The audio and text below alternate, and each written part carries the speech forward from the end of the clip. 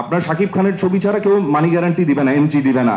শাকিব খানের ছবিও তো মানি ব্যাক করতে পারছে, এবং ফিল্মের যে পুরস্কার দেয় ন্যাশনাল অ্যাওয়ার্ড, সেখানেও অর্ধেক আমলা।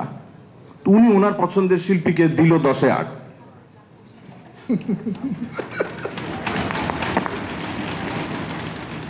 ওইখানে আমলাদের পার্টিসিপেশন এত কেন হবে? আমরা বলছি না যে আমলা একবারেই থাকার দরকার নেই, ওখানে অনেক সাচিবিক কাজ আছে, কিন্তু ওনাদের রেশিও কতটুকু থাকবে?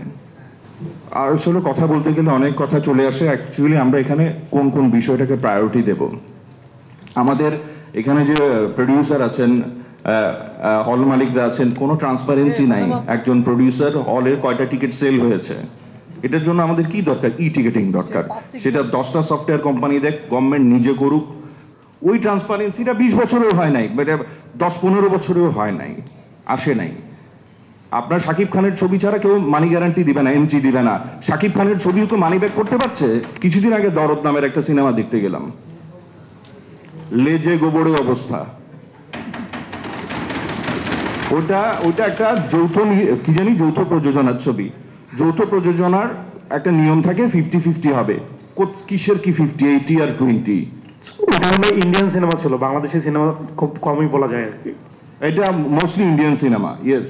তো এই সিনেমাটা আমি জানি না এটা কোন কমিটি এটার অনুমোদন দেয়। শেষ পর্যন্ত ছবি নাই দেখে আপনারা ছেড়ে দিয়েছেন। তো এটা প্রমাণ করে যে আপনি একটা সুপারস্টার নিলেও একটা ছবি আপনাকে মানি ব্যাক গ্যারান্টি দেয় না, কারণ আপনি ঠিকঠাক গল্পটা বলতে পারছেন না। আমাদের দেশে একটা স্ক্রিন রাইটিং এর কোনো ল্যাব নাই। আমাদের সবচেয়ে বড় দুর্দশা গল্পতে আমরা গল্প বলতে পারছি না। যে গল্পটা দেখতে আমার মিডল ক্লাস ফ্যামিলি ছুটে যাইতো, আপনারা বলছেন কে ড্রামা আমাদের ইমোশনের সাথে কানেক্ট করে, সো এই জন্য জেনজি দেখে। তো আমরা আমাদের ইমোশনের জায়গাগুলো, আমাদের গল্প বলার জায়গাগুলো কানেক্ট করতে কোনোভাবেই পারছি না। আমরা চাই যে গ্র্যান্ড দিলেই মনে হয় আমার ছবিটা, আমার সিনেমাটা আমি বানাইতে পারবো। ওইটা গ্র্যান্ড না, এটা একটা ভিক্ষা হয়ে গেছে। গ্র্যান্ড তো ভিক্ষা হইতে পারে না, ওইটা মেধাবী একজন নির্মাতাকে তার মেধা বিকাশের সুযোগ দেয়া। আর আমাদের দেশে হয়ে গেছে কি 60 লাখ টাকা দেয়, এটা দিয়ে কি সিনেমা বানানো যায়?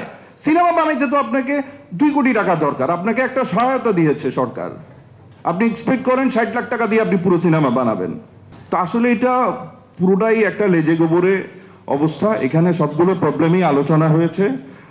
সলিউশন কি আমরা জানি, কিন্তু 12-15 বছর ধরে কেউ একটা সার্ভার দেয়নি হলগুলোকে। সার্ভারের জন্য আমাদের কয়েকটা কোম্পানির কাছে জিম্মি থাকতে হয়।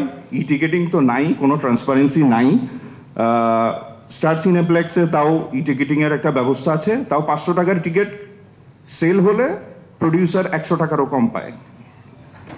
এই হিসাবটা আমি বুঝি না।